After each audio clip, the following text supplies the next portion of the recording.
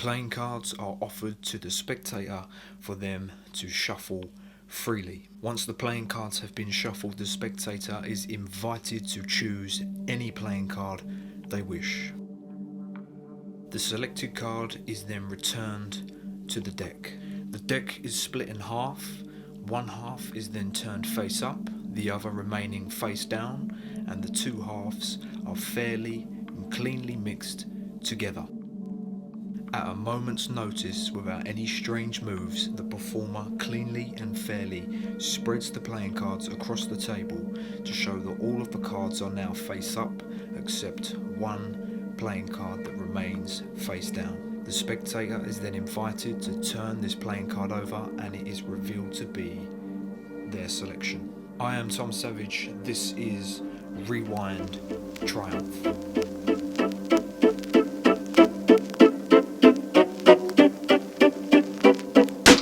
I am TOMsavage. Welcome back to another video. Welcome back to another tutorial. It has been a minute. It's been a while since I last done my YouTube tutorial, which I believe the last one was Premonition.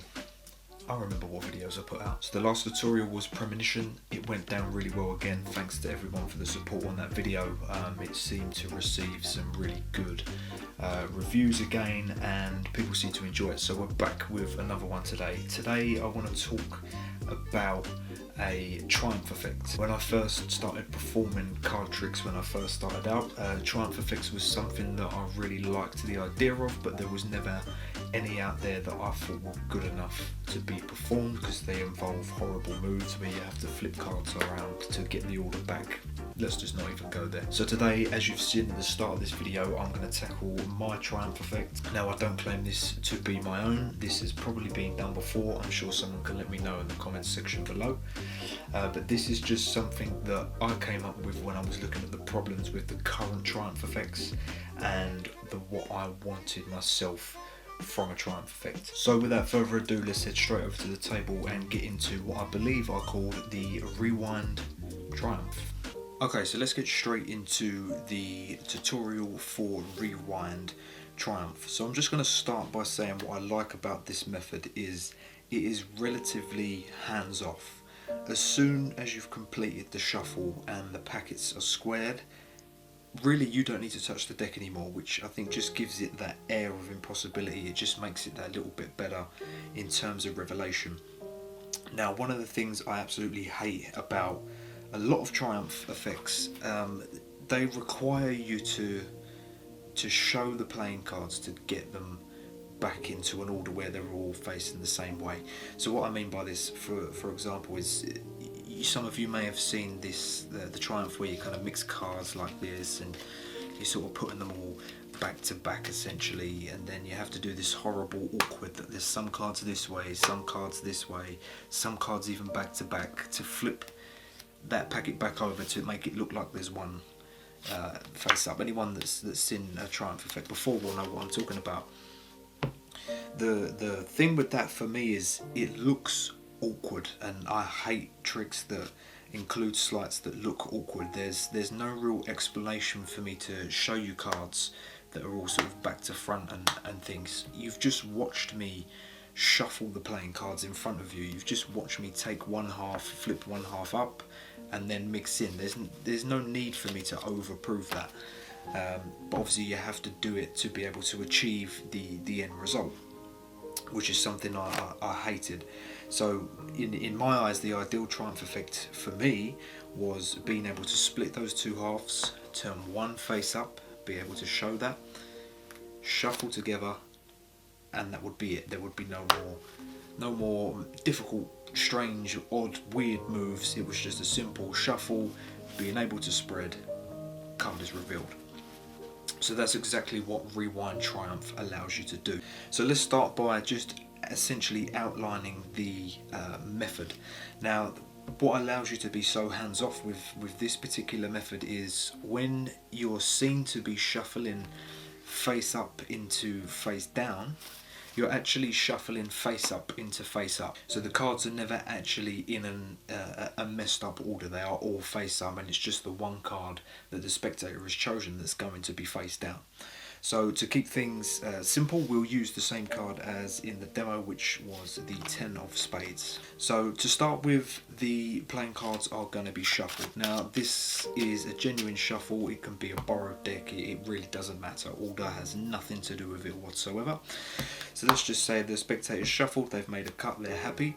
You're then going to get them to choose a playing card, and as I say, for ease we will keep the 10 of spades. Now you can already have this set up ahead of time, and it changes the handling of the card selection ever so slightly. I prefer to set this trick up when the card is being shown so everyone can be involved. So to achieve this trick, essentially what needs to happen, your deck needs to be a specific way. So what you're going to do is take about half of the playing cards. So to start with, the cards are all face down, they're all facing the same way. You're going to take half of your playing cards from the top and you're going to turn them face up. So now you've got half of the deck face up, the rest of the deck face down. You're then going to take the top card that is face up and simply turn it face down. So we are now creating the illusion that this is a deck that's all face down. Nobody's going to think anything else other than that. There's no need to prove that at this point. Now if you want to have the deck prepared like this to start with, obviously it removes the freedom to be able to have a full playing card selection, which is what I prefer to do. But if there are people that worry about setting a trick up in front of people, then obviously you can set this up ahead of time. You can just take half the deck face up and turn the top card over. So you've got one card face down on the top, half your deck face up, half the deck face down. Now if you choose to start like this when it comes to your playing card selection, you would simply just have the deck face up. Obviously be mindful that you can only spread so far. Now you're going to ask someone to choose a playing card in a slightly unconventional way, face up where it can be seen. And you would simply do just that. So spread through the cards and say, just take one. It doesn't matter which one you choose. Obviously, just being mindful not to spread so that you can see that some of the deck is already face down. So I mean, you can find your own way around this. I've never had anyone that essentially wants to go deeper than what I've spread, but I would just say just choose one. It doesn't matter which one it is, and most people would just take one of the cards that's face up. So I prefer to start with the cards all face down. That way I have the freedom to be able to spread those, and this adds to the layers, because when they think back and they think of how they chose the card, they could see that everything was face down. So if you do feel for some reason you need to confirm that the deck was all one way, this is how you're going to do it. And then they are going to take their playing card out, which, as you say, in this case is going to be the 10 of spades. Now whilst they are having a look at that playing card and they're showing everybody else, obviously as I said, you've got to get half of that deck face up and the top card turned face down. Now there is no move for this, there's no sleights. This is just simply done for me in front of everybody. Whilst that card is being shown, that's the big action. The big action will hide the small action. Whilst everyone is interested in that, I would simply sit there. You're not going to be looking down at your playing cards whilst you're doing this and concentrating. This, you don't need to look to be able to do this. Whilst everyone is taking in the 10 of spades, you're just going to take half your deck, flip, turn that top card, and that's it. You're finished. That's the move. There's no need for any difficult, strange sleights there, or any need to panic. Everybody's focusing on the 10 of spades and making sure they remember it so they can be a part of the trick. It gives you plenty of time to do that. That takes not even a second. So once the playing card is been seen by everyone and everyone's happy with that, you're simply going to return it into the deck. Now it can go anywhere you like. It's not like it's got to go in a specific place, but there is some sort of management for that. So obviously at the moment you've got one face down card and half of your deck face up, half face down. Now the selection needs to be in the face up pile. It has to go into this face up section. So you know that you've got half the deck to play with. Now the beauty of this is when you have playing cards that are back to back, they create a natural break. I don't know if you'll be able to see that on the camera, but there is a break right there where the two playing cards are back to back.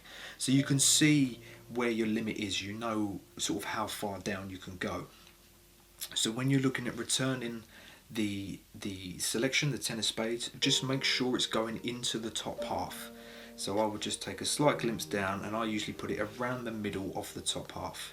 Now obviously there's ways you can make this look deeper with depth illusions, and I'm not going to go into that now. There's no real need to even worry about that. It's just going to go somewhere in the middle of the top packet, and you can push that in fairly, no breaks, and put the playing cards down. So the deck is now in the current state. You've got one face down playing card on the top. You've got half of your deck face up with the selection in face down in the face up half, and then the remaining part of the deck that's face down. So with the card returned, you are now ready for the shuffle. This is the only real move that you need to know how to do for this trick. As long as you can do a riffle shuffle, you're now home and dry. The trick is basically complete. So we now have the card returned, and we now tell everyone that we're going to shuffle the playing cards in a slightly different way, however you want to word this.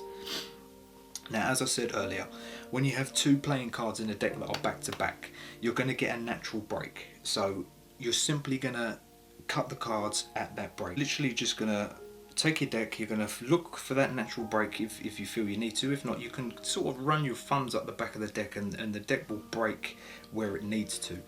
But if not, you can just take that slight peek. I can see where my cards are back to back, and I'm going to simply split them at this time.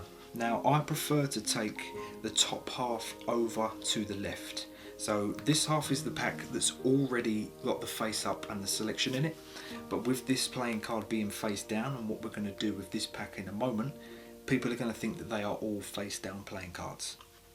So again, I'm going to go in at my break. I'm going to make the cut. The top half comes to the left, the bottom half comes to the right. As soon as you're in this position, I like to just flip this straight away and spread.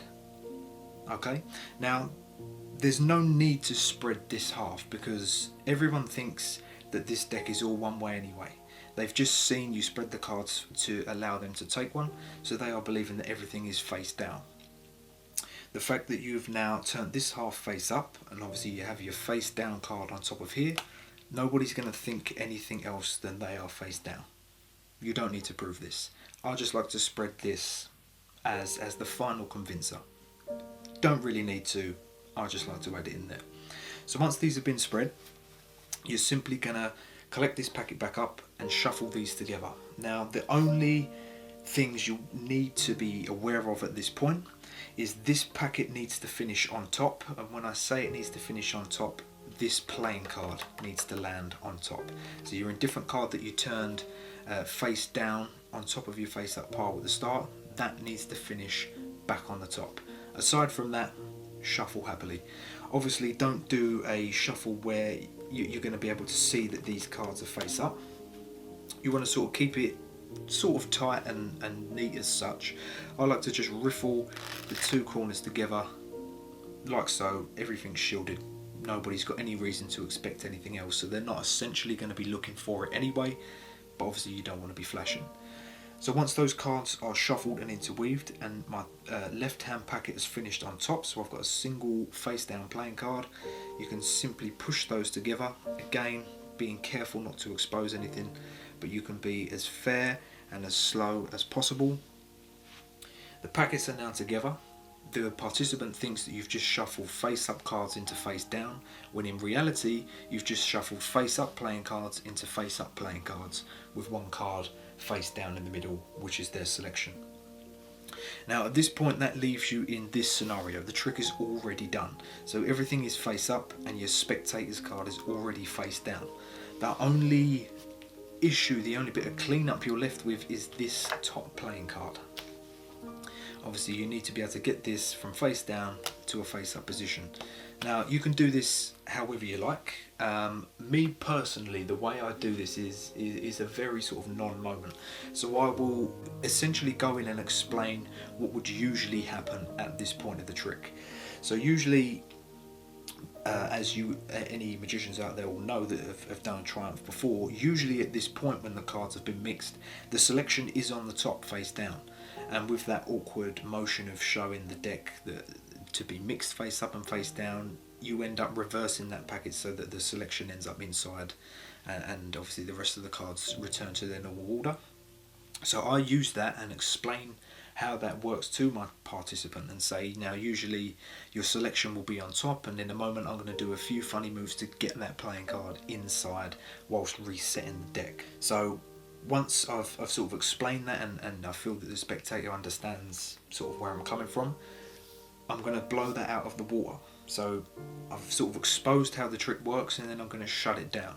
So I will simply take that top card and say, your card's not on top, is it? It's not the 4 of spades. Obviously they're going to say no, they know their card's the 10 of spades, so I'm just going to drop that back on top. Now the trick is completely done. You can step back completely, you don't need to be anywhere near the deck. If you feel that you've got someone in your audience that's capable of spreading cards, then let them do the rest of the trick. So you can then quite simply sit back and say, so we shuffled the face up into face down, I haven't done any funny moves. You stand back, ask your spectator to spread the cards across the table. They're going to do so. They will then see that all the cards are returned the correct way round. Everything is face up apart from one card being face down. Then invite them to turn that playing card over, and of course that is going to be their selection, the 10 of spades, every single time. You was back here, they've shuffled, they've chose their card. All you've done is riffle 2 packets together and push them into each other. So that was the method and the secrets behind Rewind Triumph. I hope you enjoyed it. Let me know in the comments section below your thoughts, what you like, what you don't like, any success or failure stories you may have using it. I'd love to hear them. That's all for today's video. I will be back very soon with a couple more tutorials, especially something on the second deal that I really can't wait to share with everyone. Over on Instagram I ran a poll around the second deal and looking at an in-depth project about the second deal and its uses, because I feel like it's an undervalued sleight that we can use for our deceptive methods, for our tricks.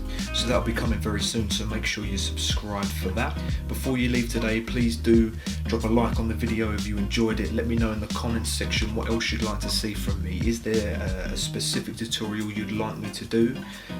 Let me know. And finally, before you leave, don't forget to hit that subscribe button and the bell notification so you are the first person to know each time I drop a new video. Aside from that, thank you very much for watching. I am TOMsavage. I'll see you on the other side.